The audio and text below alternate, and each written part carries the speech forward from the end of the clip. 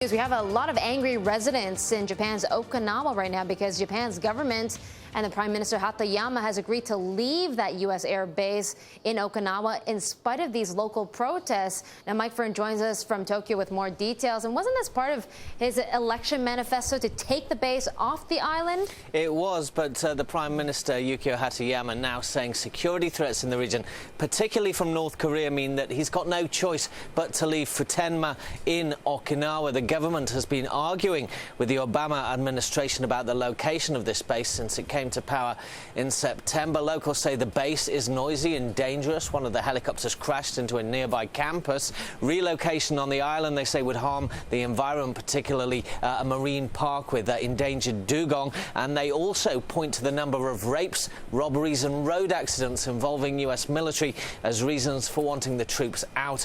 North Korea's torpedo attack, though, that sank a South Korean ship has helped strengthen America's argument for keeping troops in the region. Hatoyama's decision on the base came 2 days after a meeting with U.S. Secretary of State Hillary Clinton. Now, the base will move to the coastal area of Henoko, which is the site originally agreed by a previous government, the Liberal Democratic Party, in 2006. Thousands of locals have protested against the decision. The controversy unlikely to die down anytime soon. This is the Financial Times showing protesters, mainly elderly protesters on Okinawa over the weekend, and some more photos in the Japan Times. That kanji means anger. The locals very unhappy about this decision, seeing themselves sold out by a government that they voted in with a landslide majority on the promise.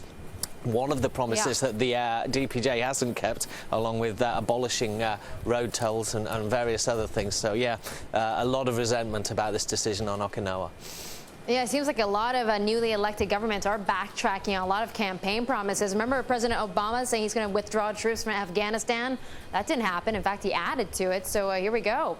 Well, this is the thing. It's easy when you're in opposition to say, we won't do this, we won't do this, we're going to change this. But as you find out when you get into power, you know, the reality may not live up to that. The austerity package that we had from Elliot Gotkan before just shows this. You know, the Conservatives may promise to turn around Britain's economy, but if they haven't got the cash and they need to make cutbacks, they may find it very difficult to get a resurgence anytime soon. The problem of governments. Good job you and I are not in power, Susan.